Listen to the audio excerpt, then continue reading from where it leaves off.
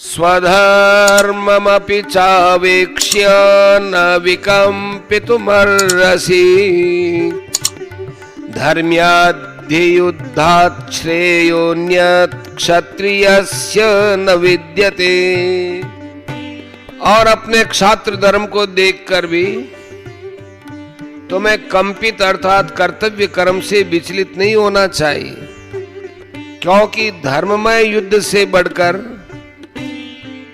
क्षत्रिय के लिए दूसरा कोई कल्याणकारक कर्म नहीं है। व्याख्या। पहले 2 श्लोकों में युद्ध से होने वाले लाभ का वर्णन करते हैं। स्वधर्ममपि चावेक्ष्य न विकम्पितुमर्हसि। यह स्वयं परमात्मा का अंश है। जब यह शरीर के साथ तादात्म्य कर लेता है तब वह स्वयं को अर्थात अपने आप को जो कुछ मानता है उसका कर्तव्य स्वधर्म कहलाता है। जैसे कोई अपने आप को ब्राह्मण, क्षत्रिय, वैश्य अथवा शूद्र मानता है तो अपने अपने वर्णोचित कर्तव्यों का पालन करना उसका स्वधर्म है। कोई अपने को शिक्षक या नौकर मानता है तो शिक्षक या नौकर के कर्तव्यों का पालन करना उसका स्वधर्म है। कोई अपने को किसी का पिता या किसी का पुत्र मानता है तो पुत्र या पिता के प्रति किए जाने वाले कर्तव्यों का पालन करना उसका स्वधर्म है। या क्षत्रिय के कर्तव्य कर्म को धर्म नाम से कहा गया है। क्षत्रिय का खास कर्तव्य कर्म है युद्ध से विमुख न होना।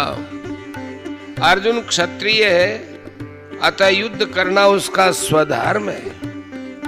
इसलिए भगवान कहते हैं कि अगर स्वधर्म को लेकर देखा जाए तो भी क्षात्र धर्म के अनुसार तुम्हारे लिए युद्ध करना ही कर्तव्य है।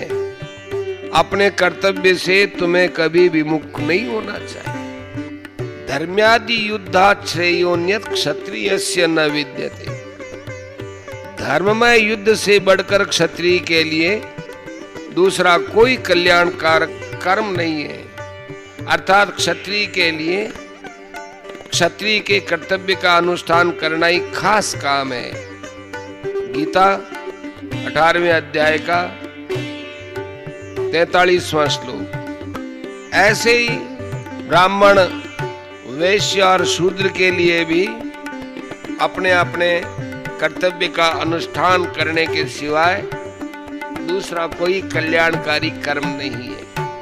अर्जुन ने 7वें श्लोक में प्रार्थना की थी कि आप मेरे लिए निश्चित श्रेय की बात कहिए। इसके उत्तर में भगवान कहते हैं कि श्रेय तो अपने धर्म का पालन करने से ही होगा। किसी भी दृष्टि से अपने धर्म का त्याग कल्याणकारक नहीं है। अतः तुम्हें अपने युद्ध रूप धर्म से विमुख नहीं होना चाहिए। परिशिष्ट भाव।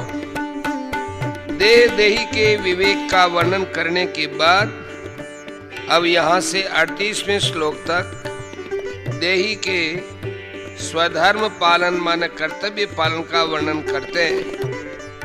कारण कि देह देही के विवेक से जो तत्व मिलता है वही तत्व देह के सदुपयोग से स्वधर्म के पालन से भी मिल सकता है। विवेक में जानना मुख्य है, स्वधर्म पालन में करना मुख्य है। यद्यपि मनुष्य के लिए विवेक मुख्य है जो व्यवहार और परमार्थ में, लोक और परलोक में सब जगह काम आता है, परंतु जो मनुष्य देह देही के विवेक को न समझ सके उसके लिए भगवान स्वधर्म पालन की बात कहते हैं, जिससे वह कोरा वाचक ज्ञानी न बनकर वास्तविक तत्व का अनुभव कर सके। तात्पर्य है कि जो मनुष्य परमात्म तत्व को जानना चाहता है पर तीक्ष्ण बुद्धि और तेजी का वैराग्य न होने के कारण ज्ञान योग से नहीं जान सका तो वह कर्म योग से परमात्म तत्व को जान सकता है, क्योंकि ज्ञान योग से जो अनुभव होता है वही कर्म योग से भी हो सकता है। गीता 5वां अध्याय का चौथा 5वां श्लोक। अर्जुन क्षत्रिय थे, इसलिए भगवान ने इस प्रकरण में क्षात्र धर्म की बात कही है। वास्तव में यह क्षात्र धर्म चारों वर्णों का उपलक्षण है, इसलिए ब्राह्मण आदि अन्य वर्णों को भी यहाँ अपना अपना धर्म समझ लेना चाहिए। गीता के 18वें अध्याय का 42, 43, 44 श्लोक। स्वधर्म को ही स्वभावज कर्म, सहज कर्म, स्वकर्म आदि नामों से कहा है। गीता के 18वें अध्याय के 41वें से 48वें श्लोक तक। स्वार्थ, अभिमान और फलेच्छा का त्याग करके दूसरों के हित के लिए कर्म करना स्वधर्म है। स्वधर्म का पालन ही कर्मयोग है। यदृच्छया चोपपन्नं स्वर्गद्वारमपावृतं सुखिनः क्षत्रियाः पार्थ लभन्ते युद्धमीदृशम्। अपने आप प्राप्त हुआ युद्ध खुला हुआ स्वर्ग का दरवाजा भी है।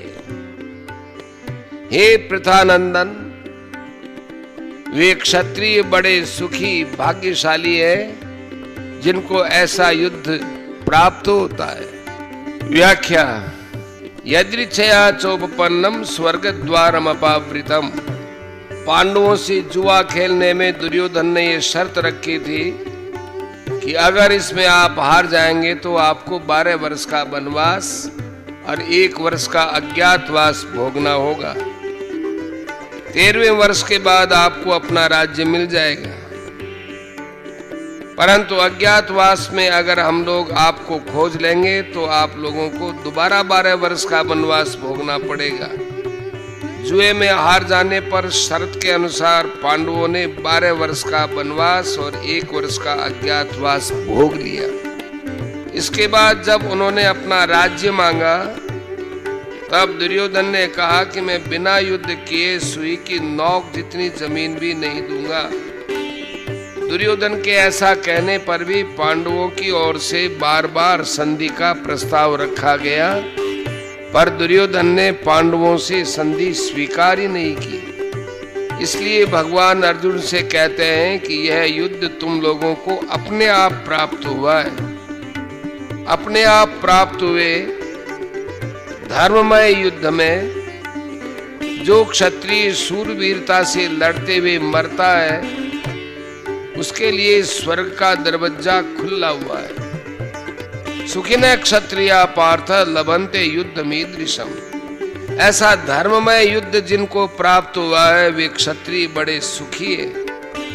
यहाँ सुखी कहने का तात्पर्य है कि अपने कर्तव्य का पालन करने में जो सुख है वह सुख सांसारिक भोगों को भोगने में नहीं है। सांसारिक भोगों का सुख तो पशु पक्षियों को भी होता है। अतः जिनको कर्तव्य पालन का अवसर प्राप्त हुआ है उनको बड़ा भाग्यशाली समझना चाहिए। अथ चेत्त्वमिमं धर्म्यं संग्रामं न करिष्यसि ततः स्वधर्मं कीर्तिं च हित्वा पापमवाप्स्यसि। अब अगर तू यह धर्ममय युद्ध नहीं करेगा तो अपने धर्म और कीर्ति का त्याग करके पाप को प्राप्त होगा। व्याख्या। अथ चेत्त्वमिमं धर्म्यं संग्रामं न करिष्यसि ततः स्वधर्मं कीर्तिं च हित्वा पापम अवाप्स्यसि। यह अथ अव्यय पक्षांतर में आया है और चेत अव्यय संभावना के अर्थ में आया है। तात्पर्य है कि यद्यपि तू युद्ध के बिना रह नहीं सकेगा, अपने क्षात्र स्वभाव के परवश हुआ तू युद्ध करेगा ही। गीता के 18वें अध्याय के 60वें श्लोक में भगवान आगे भी कहेंगे। तथापि अगर ऐसा मान लें कि तू युद्ध नहीं करेगा तो तेरे द्वारा क्षात्र धर्म का त्याग हो जाएगा। क्षात्र धर्म का त्याग होने से तुझे पाप लगेगा और तेरी कीर्ति का भी नाश होगा। अपने आप प्राप्त हुए धर्म रूप कर्तव्य का त्याग करके तू क्या करेगा? अपने धर्म का त्याग करने से तुझे परधर्म स्वीकार करना पड़ेगा, जिससे तुझे पाप लगेगा। युद्ध का त्याग करने से दूसरे लोग ऐसा मानेंगे कि अर्जुन जैसा सूरवीर भी मरने से भयभीत हो गया, इससे तेरी कीर्ति का नाश होगा। अकीर्तिं च विभूतानि कथयिष्यन्ति ते व्ययाम् संभावितस्य च कीर्तिर्मरणादतिरिच्यते। और सब प्राणी भी तेरी सदा रहने वाली अपकीर्ति का कथन अर्थात निंदा करेंगे। वह अपकीर्ति सम्मानित मनुष्य के लिए मृत्यु से भी बढ़कर दुखदायी होती है। व्याख्या: अकीर्तिम चापि भूतानि कथयिष्यन्ति ते व्ययाम्। मनुष्य, देवता, यक्ष, राक्षस आदि जिन प्राणियों का तेरे साथ कोई संबंध नहीं है, अर्थात जिनकी तेरे साथ न मित्रता है न शत्रुता, ऐसे साधारण प्राणी भी तेरी अपकीर्ति, अपयश का कथन करेंगे कि देखो अर्जुन कैसा भीरू था जो कि अपने क्षात्र धर्म से विमुख हो गया। वह कितना शूरवीर था, पर युद्ध के मौके पर उसकी कायरता प्रकट हो गई, जिसका कि कोई दूसरों को पता ही नहीं था, इत्यादि इत्यादि। ये कहने का भाव है कि स्वर्ग, मृत्यु और पाताल लोक में भी जिसकी धाक जमी हुई है, ऐसी तेरी अपकीर्ति हो जाएगी। अव्ययाम कहने का तात्पर्य कि जो आदमी श्रेष्ठता को लेकर जितना अधिक प्रसिद्ध होता है, उसकी कीर्ति और अपकीर्ति भी उतनी ही अधिक स्थायी रहने वाली होती है। संभावितस्य च कीर्तिर्मरणाद अतिरिच्यते। इस श्लोक के पूर्वार्ध में भगवान ने साधारण प्राणियों के द्वारा अर्जुन की निंदा किए जाने की बात बताई। अब श्लोक के उत्तरार्ध में सबके लिए लागू होने वाली सामान्य बात बताते हैं। संसार की दृष्टि में जो श्रेष्ठ माना जाता है, जिसको लोग बड़ी ऊंची दृष्टि से देखते हैं, ऐसे मनुष्य की जब अपकीर्ति होती है, तब वह अपकीर्ति उसके लिए मरण से भी अधिक भयंकर दुखदायी होती है। कारण कि मरने में तो आयु समाप्त हुई है, उसने कोई अपराध तो किया नहीं है, परंतु अपकीर्ति होने में तो वह खुद धर्म मर्यादा से, कर्तव्य से च्युत हुआ है। तात्पर्य है कि लोगों में श्रेष्ठ माना जाने वाला मनुष्य अगर अपने कर्तव्य से च्युत होता है, तो उसका बड़ा भयंकर अपयश होता है। लाइक करें, सब्सक्राइब करें, साथ ही बेल आइकन को दबाएं।